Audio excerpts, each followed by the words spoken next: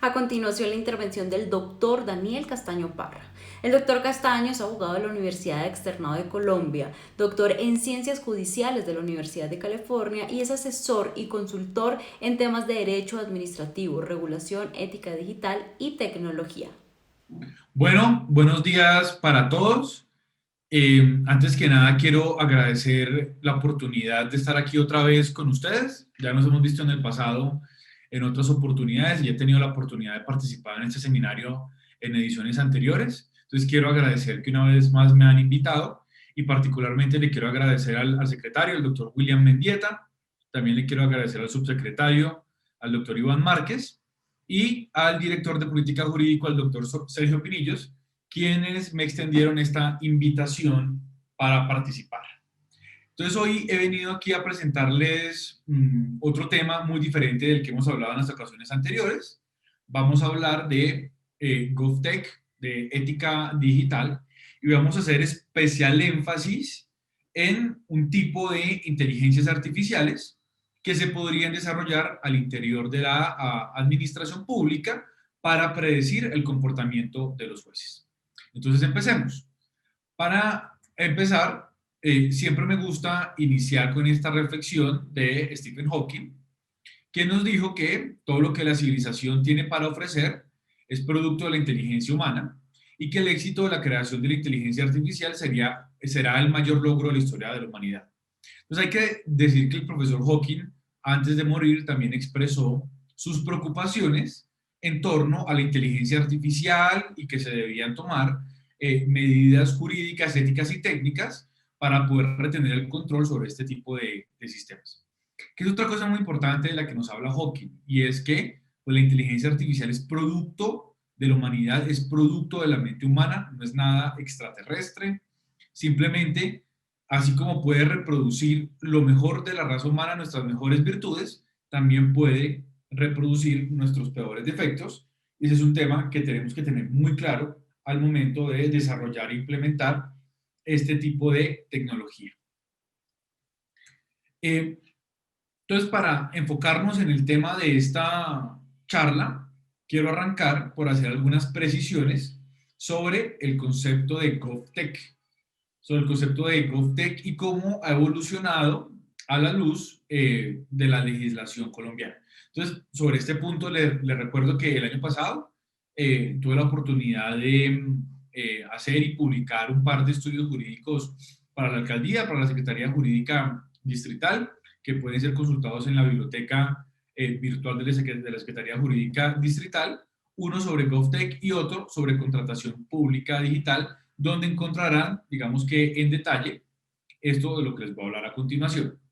Entonces, hay que decir que una primera aproximación al GovTech nos la trae el Banco Mundial. Entonces, para el Banco Mundial, Government Technology o GovTech hace referencia a un enfoque de gobierno, a la digitalización, que promueve un gobierno simple, accesible y eficiente, y su objetivo consiste en promover el uso de la tecnología para transformar el sector público, mejorar la prestación de servicios a los ciudadanos, a las empresas, aumentar la eficiencia, la transparencia y la rendición de cuentas. Se trata entonces de implementar las tecnologías convergentes, ya vamos a hablar un poquito de ellas: inteligencia artificial, big data, internet de las cosas, realidad aumentada y blockchain, al servicio del ciudadano para que sirvan de instrumento en la consolidación de los principios constitucionales de economía, celeridad, eficacia, participación, igualdad y transparencia. Tenemos otra aproximación muy interesante y es la que nos presenta el BID. Entonces, para el BID, la idea de un gobierno digital podría contribuir a la materialización de la interoperabilidad entre entidades públicas bajo un entendido de Government as Platform y facilitar los procesos de contratación estatal, masificar la participación ciudadana y fomentar la transparencia. Dichos planes se hacen realidad únicamente por medio de la implementación de iniciativas concretas tales como gobernanza digital, prestación de servicios públicos, analítica, big data, inteligencia artificial para la toma de decisiones y modernización de los sistemas de compras públicas.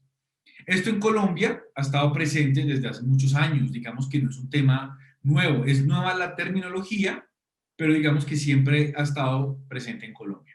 Entonces, por ejemplo, cuando uno hace un estudio detallado uno encuentra que por lo menos desde 1995 existen antecedentes en Colombia de la aplicación, o mejor, del mandato legal o reglamentario de aplicar tecnologías para optimizar el ejercicio de la función administrativa por parte de la administración pública. ¿Qué es lo que ha pasado? Que estas políticas en un principio se hicieron en clave de transparencia, se hicieron en clave de celeridad, y luego, en la medida en que avanzó la tecnología y en que fue creciendo esta tendencia del GovTech o del Government Technology, pues se le dio ese nombre y por tanto es justamente al concepto al que llegamos en nuestros días. Pero lo importante es que siempre ha estado presente estas políticas de optimizar el ejercicio de la función administrativa por medio de tecnología para promover la eficiencia, la transparencia y la celeridad en los procedimientos administrativos. Entonces, ¿cómo podría definir uno el concepto de GovTech?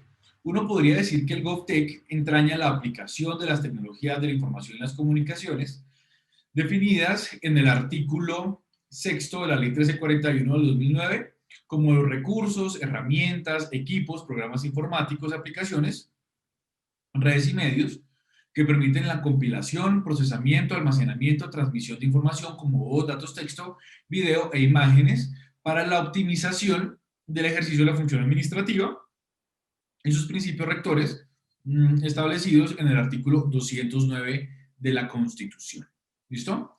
Entonces ahorita vamos a hablar particularmente de una de estas tecnologías convergentes, que es la inteligencia artificial, pensando en la posibilidad de desarrollar inteligencias artificiales al interior de la administración pública que le ayuden a la administración a predecir las decisiones judiciales, esto con el fin de ir ajustando sus procedimientos internos de tal forma que se vean ajustados no únicamente a la ley, sino, por ejemplo, también al precedente judicial. Pero ya vamos a hablar más de ello, simplemente les estoy mostrando el camino que vamos a seguir.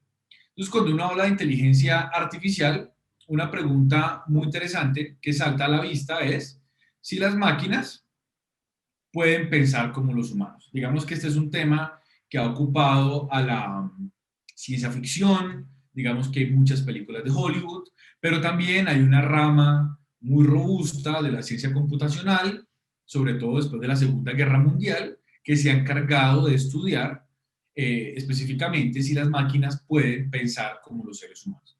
Entonces, antes digamos, de abordar un concepto de inteligencia artificial, aquí hay que hacer una aclaración.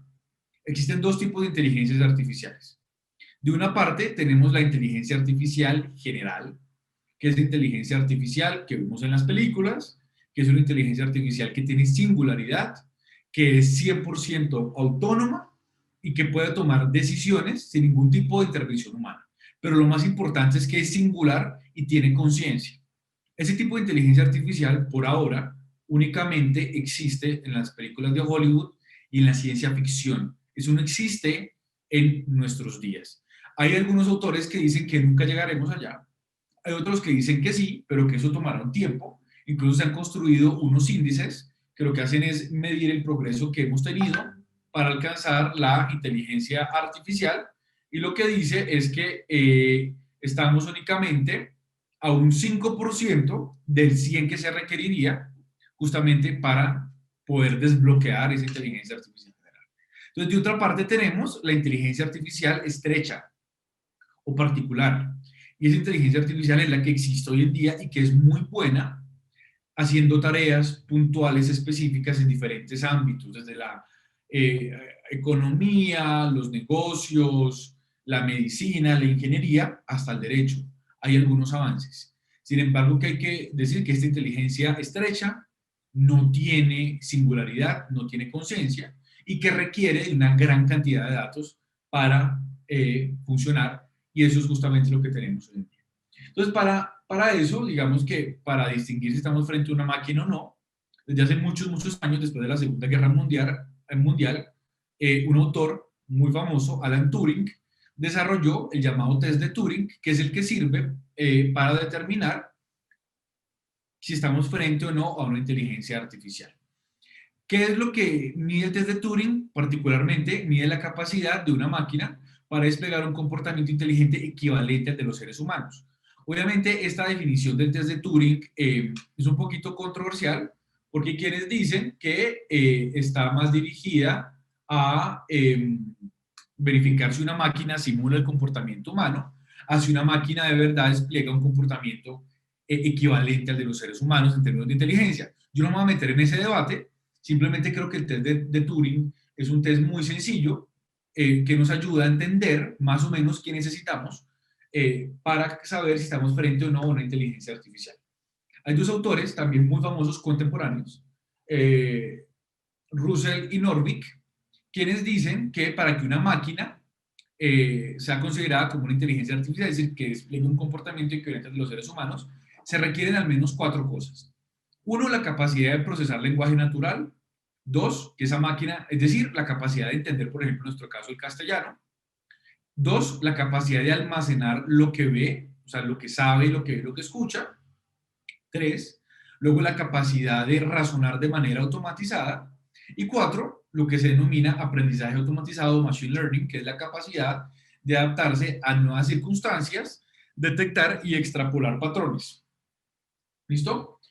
Eh, Más o menos lo que decía Turing es que la forma de aplicar el test es que tomamos una habitación, la dividimos en 3 partes. En la parte derecha ponemos a un humano, en la parte izquierda ponemos una máquina, en el centro ponemos a un entrevistador humano, y lo que se trata es que el humano le haga preguntas al entrevistador, a la máquina y al humano que hace parte de la prueba, y se dice que se pasará el test de Turing de manera satisfactoria cuando el entrevistador no pueda distinguir o no pueda saber si está hablando con una máquina o con un ser humano.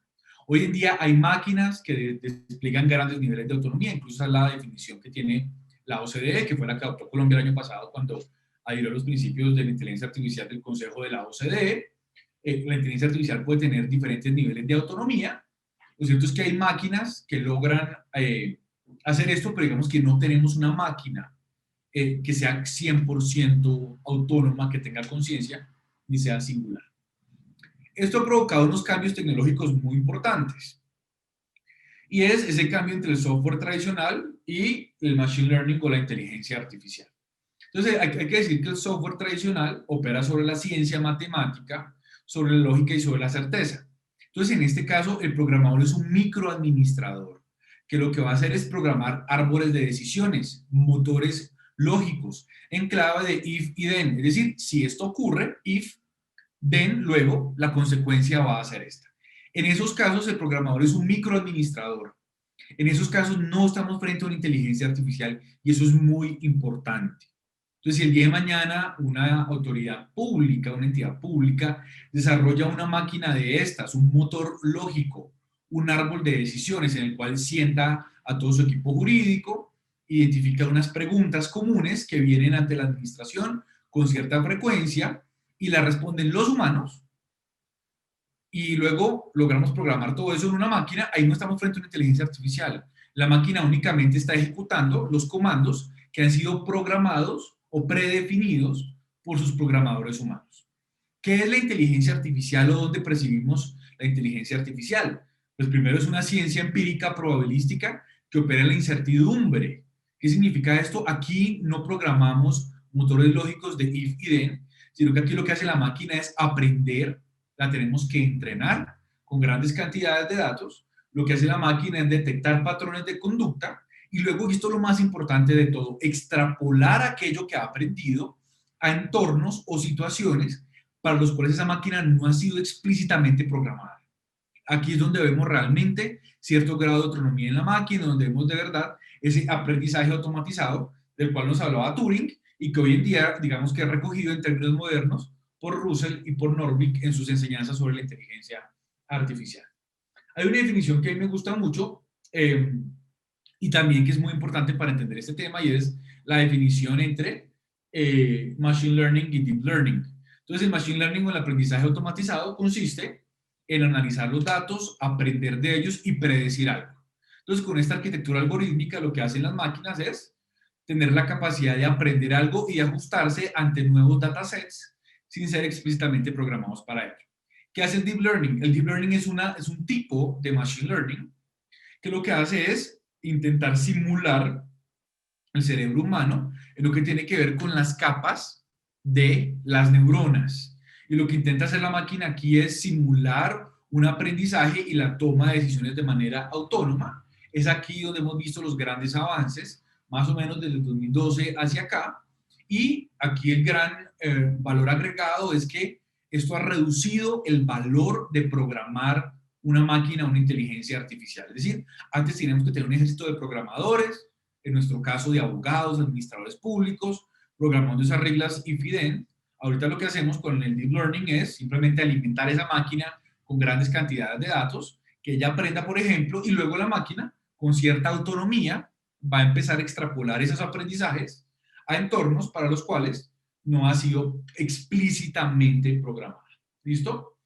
Luego viene una definición muy sencilla, que digamos que ya no es tan técnica como estas de Russell y de Norvig, ni la de Turing, sino que viene de la economía. Y donde la traen tres autores, Agrawal, Gans y Goldfarb, en un libro muy interesante que publicaron en el 2018 que se llama Máquinas de Predicción. Y ellos parten de algo, y aquí ya lo quiero ir amarrando con el tema de crear una máquina para predecir las decisiones judiciales. Entonces ellos parten su libro con una premisa muy sencilla, y es a los seres humanos siempre nos ha inquietado conocer el futuro, saber qué va a pasar en el futuro. Incluso desde los primeros asentamientos humanos, los seres humanos tenían diferentes métodos, oráculos, ceremonias, rituales, para predecir cuál era la mejor época, por ejemplo, para sembrar, cuál era la mejor época para iniciar una gesta militar, cuál era la mejor época para hacer tal o cual cosa dentro de esa comunidad. Entonces los seres humanos siempre hemos encontrado diferentes formas para intentar predecir. ¿Y qué significa la predicción? Es un proceso mediante el cual yo obtengo información faltante o desconocida. Y eso nos lleva a otro concepto que es el proceso predictivo. ¿Y qué es el proceso predictivo? Consiste en tomar información que ya tenemos, llamada data, los datos, con el fin de ser procesada y generar información desconocida hasta ese entonces. Entonces, en esta medida, habría que decir que los humanos somos en sí mismos máquinas de predicción. Y para eso les pongo un ejemplo. Esta mañana, cuando, digamos, estábamos tomando la decisión de qué tan abrigados nos íbamos a vestir hoy, pues nosotros nos asomamos por la ventana, intentamos generar una predicción de cuál será el estado del clima, y para eso que tenemos a nuestra mano, nos asomamos por la ventana a ver si hay una nube o no, hagamos algo muy básico, uno se apoya en el mes en el que estamos en noviembre, es un mes tradicionalmente muy lluvioso, uno puede decir ha llovido en los últimos días, sí, entonces digamos que yo genero una predicción para mí, que hoy va a ser frío y me pongo, digamos, un saco, un abrigo, pero entonces pensemos cómo sería esto una máquina, pues la máquina no va a ver por la ventana, sino que la máquina va a tener información, toda la información meteorológica y va a poder generar un cálculo casi que al segundo sobre cuál va a ser la temperatura del día de hoy. Otro ejemplo de predicción, cuando ustedes se quieren desplazar de un punto A a un punto B.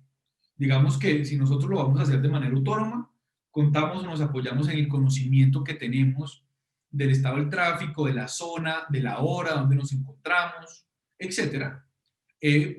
Digamos, podemos generar una predicción nuestra de cuál sería la mejor ruta para ir de un punto A a un punto B, pero si no, pues podemos abrir cualquier aplicación de tráfico y ella nos va a decir cuál es la ruta más rápida para llegar de un punto A a un punto B. Entonces, ¿qué es lo esencial? Que las predicciones hacen parte esencial de nuestra vida. Es más, los abogados, la labor nuestra de los abogados es generar predicciones todo el tiempo.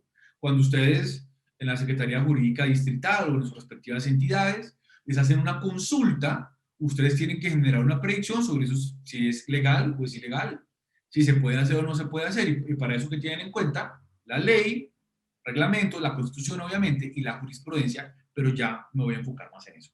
Entonces, que lo importante, los humanos somos en sí mismos máquinas de predicción, y en esta medida la inteligencia artificial no es otra cosa que otra máquina de predicción, que es más sofisticada, obviamente, además que tiene esa capacidad de procesar una gran cantidad de información que los seres humanos no podríamos de otra forma procesar. ¿Listo? Entonces aquí ya nos movemos a una pregunta, y es, ¿cómo la inteligencia artificial, o cómo mejor, cómo la tecnología puede ayudar a optimizar la prestación de servicios legales y la justicia? Entonces, esa es una pregunta que nos tenemos que hacer. Entonces, ¿qué es lo más importante? Si ustedes hoy en día en un proceso GovTech, que es aplicación de tecnología a la administración pública, quieren robustecer la prestación de servicios legales, pero estoy hablando de los departamentos o áreas jurídicas del distrito en todas sus entidades, eh, pues no solamente se trata de digitalizar lo que hay, sino se trata de aportar o de traer un valor agregado a ese proceso. Y por eso es muy interesante lo que nos dice Suskin, y es que no se trata únicamente de automatizar procedimientos existentes, sino que también se trata de innovar con nuevas figuras o instituciones legales. Es decir, no se trata únicamente de elaborar máquinas desde las más simples, un árbol de decisiones, un sistema experto, un motor lógico, hasta las más avanzadas, pensemos el día de mañana, una inteligencia artificial montada sobre un deep learning que tenga una capacidad mucho más autónoma. No se trata únicamente de automatizar lo que tenemos, sino de pensar cómo podemos innovar. Y aquí lo amarro justamente con esa pregunta que me hizo el doctor Sergio Pinillos cuando estábamos hablando de la orientación de esta charla. Yo tuve la oportunidad de hablar con el doctor Sergio un par de veces y él me preguntaba, oiga, ¿sería posible, sería viable eventualmente desarrollar una inteligencia artificial que nos ayudara a las entidades públicas a predecir el resultado de ciertas decisiones con el fin de nosotros simplemente adecuar nuestro comportamiento a ello y evitar la, la censura judicial posterior? Digamos que eso viene de una teoría que se llama el public choice, y es que las autoridades públicas actúan de manera racional, y obviamente las autoridades públicas actúan con total apego al principio de legalidad. Simplemente la pregunta es, ¿podríamos tener una máquina que nos ayude a mejorar nuestros procesos predictivos internos? Es decir, ¿cómo podríamos robustecer esa postura jurídica para estar siempre transitando por el camino de la legalidad y tener un insumo adicional para tomar siempre las mejores decisiones que contribuyan a fortalecer la cultura de la legalidad, a fortalecer el Estado de Derecho y a, obviamente, a fortalecer la transparencia, la coherencia, la consistencia que debe irradiar todas las actuaciones de la administración pública? Entonces, por eso, justamente, aquí nos vamos a enfocar en esa pregunta que me parece fascinante, y es si la administración pública podría eventualmente diseñar, desarrollar e implementar una inteligencia artificial para predecir el resultado de las decisiones judiciales. Y luego vamos a ver si esto sería legal y si sería ético. Entonces, pero para eso tenemos que hacer unas consideraciones preliminares. Entonces, lo principal, y aquí me gusta mucho esta premisa que sentaba Oliver Wendell Holmes, que fue juez, magistrado de la Corte Suprema de los Estados Unidos. Además es considerado uno de los padres del realismo jurídico norteamericano. Entonces, en uno de sus escritos más prominentes, Holmes postuló lo siguiente. Dijo que el derecho no es otra cosa que una predicción sobre lo que los jueces harán en el futuro. Y por eso Holmes le hacía un llamado a los abogados. Ojo, y estamos hablando que Holmes hizo esto en 1900, hace más de 100 años. Esto no es algo nuevo. Es decir, los abogados deberíamos aprender de estadística, de matemática, de economía, de administración, de otras ciencias exactas, para aprender a formular predicciones sobre cómo se comportarán los jueces en el futuro. Y digamos que esta postura de Holmes es muy pragmática, y es, miren, eso es lo que hacemos los abogados todos los días. Nos elevan consultas, nosotros tenemos que decir cuál es la probabilidad de que esto sea avalado o no por un juez, y con base en ello construir una estrategia legal. En el caso de la administración pública, pues ante cualquier pregunta, lo que se debe evaluar es si eso es legal o ilegal y cómo tenemos que construir esa decisión para que siempre se adecue a la Constitución, a la ley, al reglamento y a la jurisprudencia. Entonces, miren que los abogados siempre estamos generando predicciones. Lo decía Holmes hace más de 100 años. Los abogados tenemos que aprender sobre estadística y matemática. Por eso ha llevado a movimientos muy fuertes en Estados Unidos, como les hablaba ahorita, de la rama en sí mismo el realismo jurídico norteamericano ha estudiado estos temas, la rama del public choice, que es una mezcla de análisis económico del derecho con derecho administrativo y derecho público, y eso nos lleva a donde estamos hoy, es, pues hombre, si los abogados lo que hacemos es generar predicciones sobre el futuro, pues cómo nos podríamos apoyar en la inteligencia artificial para mejorar ese tipo de predicciones. Y para eso tenemos que enfocarnos y en entender el razonamiento legal y cuál es su arquitectura. Es decir, si nosotros queremos mejorar las predicciones que hacemos, pues tenemos que entender cómo generamos esas predicciones. Y para eso les muestro algo que yo discuto en mi tesis doctoral, y es cómo funciona o cuál es mejor la arquitectura del razonamiento legal o la arquitectura de una decisión legal.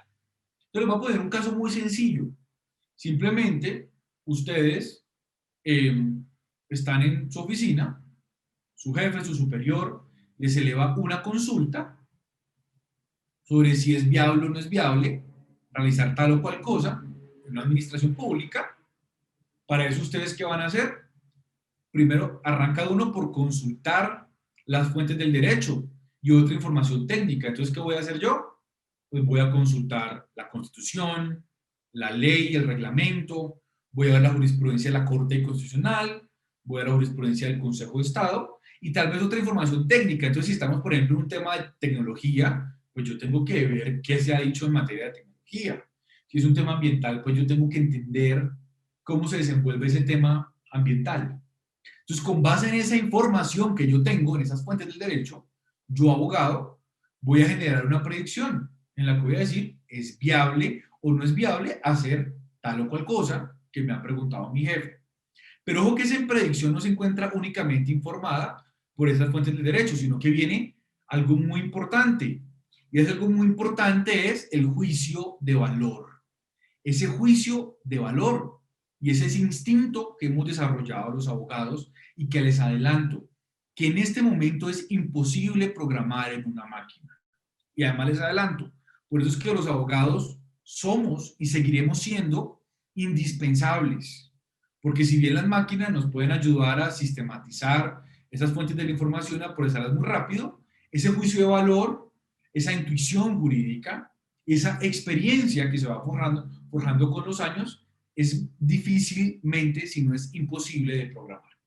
Entonces, con base en eso, en su experiencia como abogados, su intuición, su formación, ustedes generan una predicción en la que dicen si es viable. Y con base en esa predicción, ustedes toman una acción. Y luego, eso va a llevar a un resultado. Entonces, puede que ustedes digan que si es viable, un ciudadano cree que no es viable, el ciudadano presenta una acción, formula una acción ante lo contencioso administrativo para cuestionar la legalidad de esa actuación de la administración. Y puede ser que el juez diga, ciudadano, usted está equivocado. Aquí la administración actuó con total apego a la legalidad. Y ese es el feedback o retroalimentación que vemos ahí. Y ese feedback es, administración, lo que usted hizo es legal. Y eso nos lleva a otro paso que es el entrenamiento, que es el entrenamiento nuestro como abogados. Es decir, el día de mañana cuando nos pregunten lo mismo, sea que estemos en la Secretaría Jurídica Distrital o en otra entidad pública, pues nosotros ya tendremos la experiencia de, oiga, eso lo hicimos, hay un precedente y lo manejamos así. Entonces miren cómo funciona ese circuito de retroalimentación. Pues les cuento, así como los abogados generamos estos juicios, las máquinas actúan de una manera muy similar. Simplemente la máquina no tiene ese elemento por ahora de juicio de valor, porque simplemente es muy difícil, muy costoso lograr programar eso en una inteligencia artificial o en un modelo de estos. ¿Listo? Entonces, digamos que estas son cosas que tenemos que tener en cuenta al momento de pensar en una inteligencia artificial que nos ayuda a predecir la manera como se va a decidir tal o cual asunto, tal o cual caso. Sin embargo, tenemos un gran problema que las máquinas hoy en día no están listas. Son los casos difíciles. Entonces, los casos difíciles, como yo sostengo en mi tesis doctoral, reflejan complejos dilemas morales y políticos, cuestiona la predictibilidad del derecho, además cuestiona la aptitud del derecho para gobernar nuevas situaciones, es decir, son casos que lo cuestionan todo.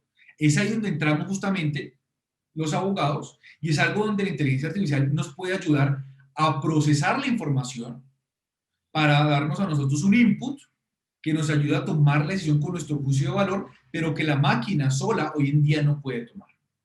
Entonces pensemos, a la luz de esta arquitectura de la decisión legal, pues cómo puede encajar una máquina que nos ayude a generar esas predicciones. Entonces, ¿podríamos crear una máquina? Yo creo que sí. Obviamente, esto no es magia, esto no es una bola de cristal, Estos desarrollos en inteligencia artificial son costosos, se tienen que hacer con mucha responsabilidad, la máquina se tiene que entrenar y además la máquina tiene que respetar unos parámetros legales y éticos de los que ya voy a hablar.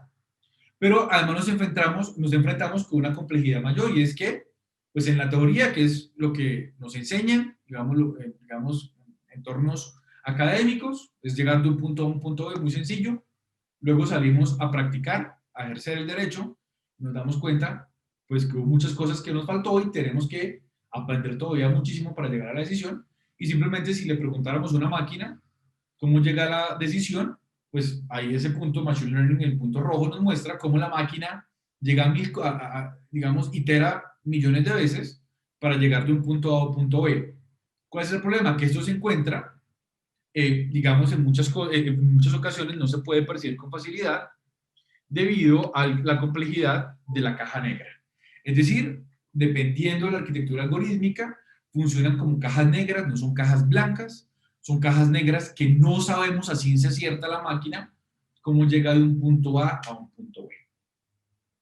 Entonces, podríamos programar una inteligencia artificial para que, y volvamos aquí a esta diapositiva, para que analice las fuentes del derecho, para que analice la jurisprudencia y nos genere una predicción de cómo se va a comportar un juez. Yo creo que sí. Obviamente, con las siguientes salvedades. Es costoso, no es magia, se requieren datos de buena calidad, datos estructurados que hoy en día no existen todavía. Tenemos muy buenas iniciativas, sobre todo en la jurisdicción de lo contencioso administrativo con el sistema SAMAI, liderado por el doctor Roberto Serrato en la sección primera del Consejo de Estado, que nos va a llevar progresivamente y de manera incremental a una estructuración de los datos para que el día de mañana se los podamos alimentar a una máquina. Entonces, ¿cuál es la salvedad?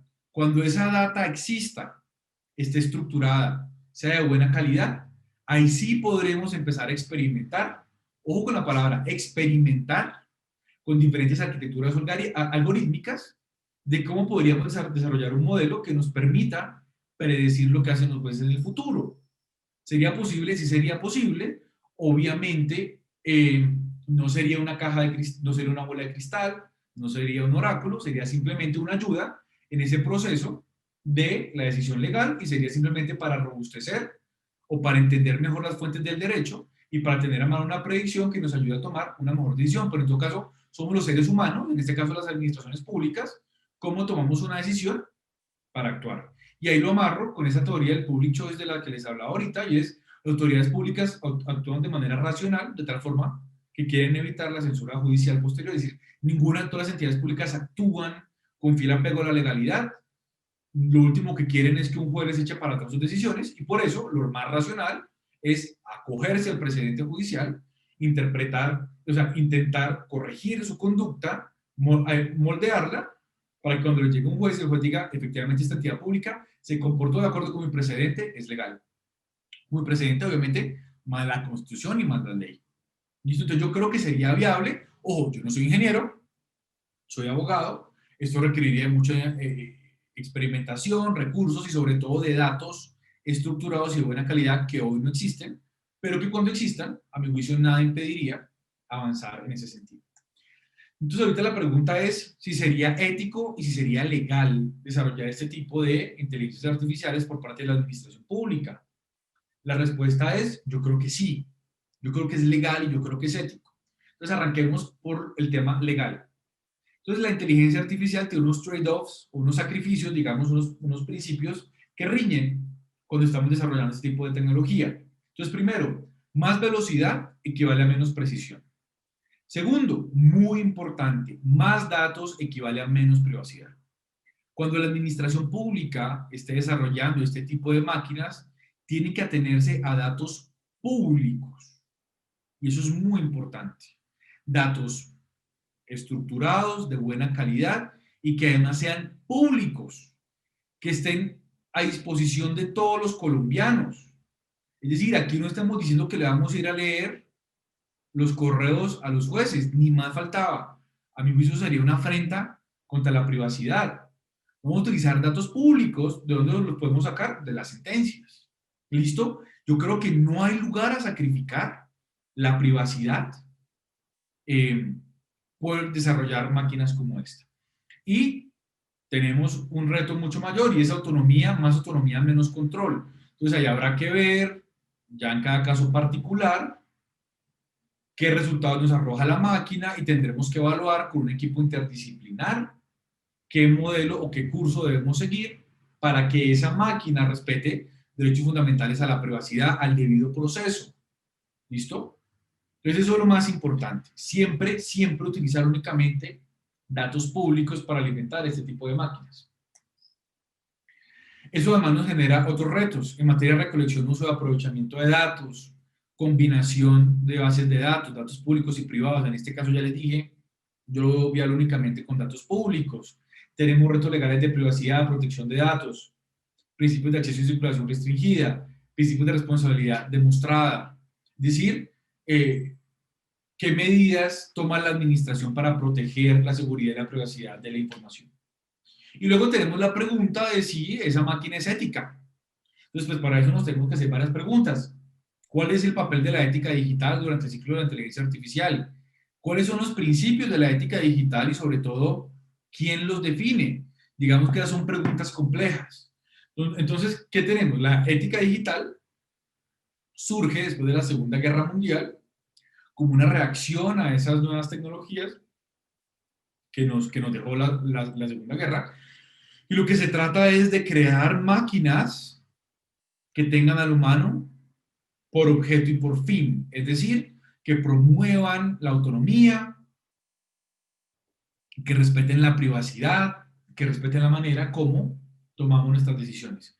¿Cuáles son los principios y quién la define? Pues hay que partir de la base que la ética es un tema de sometimiento, de autosometimiento a reglas que yo me doy. Esto va más allá del derecho. Entonces, para que esta máquina el día de mañana la podamos implementar, primero que todo tiene que ser legal, tiene que cumplir con todas las normas colombianas, Constitución, derechos fundamentales, el CEPACA, leyes que gobiernan los datos, privacidad, etcétera. Y luego tendremos que ir un paso más allá con temas de ética digital, pero aquí nos encontramos con un problema de qué es la ética digital y quién la define. Entonces aquí, ¿qué encontramos? Que actualmente, por un estudio que hizo la Universidad de Harvard, existen por lo menos 47 principios éticos. ¿Pero qué ha pasado? Diferentes organizaciones, universidades, organizaciones, ONGs, han ido, digamos, promulgando sus declaraciones éticas de inteligencia artificial, las propias empresas, lo cual nos ha llevado a una proliferación de principios. Entonces, hoy en día ustedes fueran o están sentados en la Secretaría Jurídica Distrital y quieren aplicar ética digital, digamos, quieren empezar a desarrollar productos, ustedes van a estar en la mitad de este círculo y es, bueno, pero ¿para dónde voy a mirar? Son 47 principios éticos, ¿por dónde arranco? Entonces aquí me parece muy útil, sobre todo muy útil y práctico, dos cosas. Primero, tener en cuenta que Colombia adhirió a la declaración, de ética digital de la OCDE el año pasado. Primero, eso debería ser nuestro marco guía. Segundo, hay que tener en cuenta que la ética digital no es obligatoria. Su implementación no es obligatoria. No se trata que el Estado expida marcos éticos. A mi juicio, cuando una norma ética, esto viene de la filosofía del derecho, cuando una norma ética es sancionada por una autoridad estatal de conformidad con procedimientos establecidos en la Constitución y en la ley, pues eso ya no es ética, es una ley, es un pedazo de legislación, es un reglamento en el caso de que lo haya hecho la administración pública, en ejercicio de sus competencias 181, etcétera. ¿Listo? Pero entonces es muy importante, simplemente son principios a los que decidimos someternos de manera voluntaria y que además cumplimos de manera voluntaria y que ante su inobservancia, pues simplemente no pueden iniciar un proceso legal porque simplemente ahí nos deberemos atener a la ley. Obviamente hay mérito, claro, hay que verificar si se vulneraron derechos fundamentales, si se respetó el CEPACA, ley de información pública, ley de privacidad, en fin.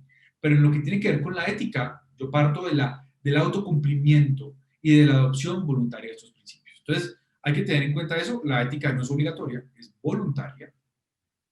¿Qué nos ayuda? Nos ayuda a gestionar el riesgo regulatorio, nos ayuda a prepararnos, sobre todo frente a retos que hoy en día la ley todavía no está lista, y lo más importante es que ante su inobservancia, pues no habría recurso judicial para implementar por vía judicial o hacer exigible un marco ético. Y en ese análisis me parece muy interesante este análisis que nos traen los autores, Luciano Floridi y Josh Cowles. Hicieron un estudio muy interesante en el cual lo que hacen es, hicieron un inventario de todas las normas éticas que hay, todas las declaraciones, y encontraron 47 principios éticos, como ya lo había hecho Harvard, con la diferencia que Floridi y Cowles fueron un paso más allá y lo que hicieron fue agrupar esos 47 principios en estos 5 principios. Entonces, el principio de beneficencia, ¿a qué se refiere? Se refiere a que la tecnología, la inteligencia artificial, tiene que ser desarrollada con el fin de promover el desarrollo humano. ¿Listo? De promover el bien, el bienestar general de la humanidad. Segundo, el principio de no maleficencia. Se refiere a que la tecnología no puede ser desarrollada para dañar. La tecnología no puede dañar. Y esto debe estar muy claro desde el diseño mismo de este tipo de sistemas de información. Tercero, autonomía. Estos sistemas de inteligencia artificial deben ser desarrollados con el fin de proteger el derecho que tenemos todos los seres humanos de tomar decisiones de manera autónoma, informada y sin la injerencia ilegal o indebida o no consentida de un tercero. Eso es supremamente importante. Proteger en este caso la autonomía de los abogados que están tomando ese tipo de decisiones en las entidades frente a una máquina como estas. Cuarto, un tema de justicia que tiene que ser justa. Esto está, digamos, muy ligado con el tema de la discriminación. La inteligencia artificial no puede perpetuar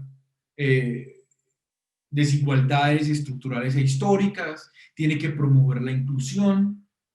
Quinto, un tema de explicabilidad que se divide en 2 componentes. Primero, un tema de inteligibilidad, cómo funciona la máquina, es decir, tenemos que tener la suficiencia de explicar cómo funciona esa máquina. Y segundo, un principio de accountability, es quién es el responsable del funcionamiento de esa máquina. Entonces, a la luz de estos 5 principios de ética digital, quiero hacer ese análisis concreto de por qué a mi juicio sería ético construir una máquina que le ayude, ojo con mi lenguaje, que le ayude a la administración pública a predecir el resultado de las decisiones judiciales con el fin de adecuar su conducta al precedente judicial y de transitar siempre por el camino de la legalidad. Es decir, aplicando esa técnica del public choice para ayudarle a tomar las mejores decisiones con información o con input de la mejor calidad y así optimizar esas decisiones que toma en su día a día la administración pública.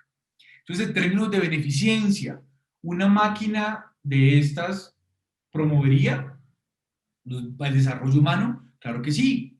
Además, como yo ya he tenido la oportunidad de expresarlo en otras oportunidades, es más, publiqué un artículo el año pasado que pueden encontrar en las memorias de las jornadas de derecho administrativo del año 2019, hablé de la posibilidad de utilizar la inteligencia artificial para promover y robustecer la cultura del precedente judicial en nuestro país. Entonces ahí explico cómo puede ayudar a tomar mejores decisiones, nos ayuda a identificar mejor, a identificar los precedentes, a tener claridad para promover consistencia, coherencia y estabilidad en las decisiones. ¿Eso a qué nos lleva? A promover la predictibilidad del derecho. Entonces, a mi juicio, la predictibilidad del derecho a su vez conduce a que podamos tomar las mejores decisiones a la luz de esas predicciones que nos generan las máquinas. Entonces, a mi juicio, una máquina de estas promovería el desarrollo de la humanidad y el bienestar, sí, en la medida en que promueve la coherencia, estabilidad, predictibilidad del derecho y obviamente promueve o ayuda a robustecer la cultura del precedente judicial y ayuda a robustecer el Estado de Derecho y el principio de legalidad al interior de la administración pública. Luego, frente al principio de no maleficencia, pues yo creo que bajo ningún concepto una máquina de estas dañaría a los seres humanos, en la medida que por todo lo contrario está diseñada para ayudarnos a tomar las mejores decisiones. Tercero, un tema de autonomía, y eso ya es un tema de cómo nos vamos a imaginar ese flujo de trabajo, cómo vamos a hacer reingeniería de procesos cuando tengamos esa máquina, para que el abogado siga teniendo, el abogado, nosotros de carne y hueso, un rol preponderante en esa toma de decisiones, es decir, que en esa arquitectura de la toma de decisiones que les mostraba, simplemente tenemos a esa persona, ese abogado que está sentado en la entidad pública, le dan una consulta, él utiliza la máquina en ese proceso para conocer el precedente, precisarlo, etcétera, pero en últimas es él el que va a generar la predicción de cómo se debe comportar la administración pública bajo esos hechos, o en ese caso concreto, frente a esa consulta que le están eh, elevando. Entonces es muy importante respetar la autonomía de los abogados al momento de tomar este tipo de decisiones. En términos de justicia, pues esa máquina tiene que tener, digamos, debe ser incluyente, entonces para eso el equipo que la construya debe ser interdisciplinar, además tiene que ser representativo, en el cual todos puedan, digamos, personas con diferentes backgrounds puedan expresar sus puntos de vista y estemos todos allí representados. Además, esa máquina, repito, lo único que busca es fortalecer la cultura del precedente judicial y del principio de legalidad. En temas de explicabilidad, sí hay una carga técnica muy importante para la administración que decida desarrollar una máquina de estas, y es que tenga una explicación razonable de cómo funciona, y también un tema de accountability o responsabilidad de quién es el responsable por el funcionamiento de esto. Luego, repito, amarrándolo con las consideraciones legales que había hecho, tienen que ser datos públicos, debidamente etiquetados, datos de buena calidad, disponibles para todo el mundo. Digamos que se trata de predecir cómo funciona o las decisiones que toma, por ejemplo, un órgano colegiado, entonces un tribunal administrativo, el propio Consejo de Estado, la Corte Constitucional, con base en las decisiones que ya ha publicado, y creo que no habría ningún obstáculo legal o ético en nuestro país que impida el desarrollo de esto. Hay que hacer una aclaración muy importante, y es que en países, por ejemplo, como Francia, se pasó una ley prohibiendo este tipo de inteligencias artificiales. Yo creo que una ley de esas no tendría sentido en nuestro país, porque, repito, esto simplemente promovería la transparencia, la legalidad en la toma de decisiones al interior de la administración pública. Simplemente con el ánimo de concluir, quiero recapitular con estos 5 puntos, y es que esa máquina tiene que tener en cuenta muy importantes esos fundamentos jurídicos de lo que va a articular, tiene que respetar esas normas de legalidad, privacidad y ética por diseño.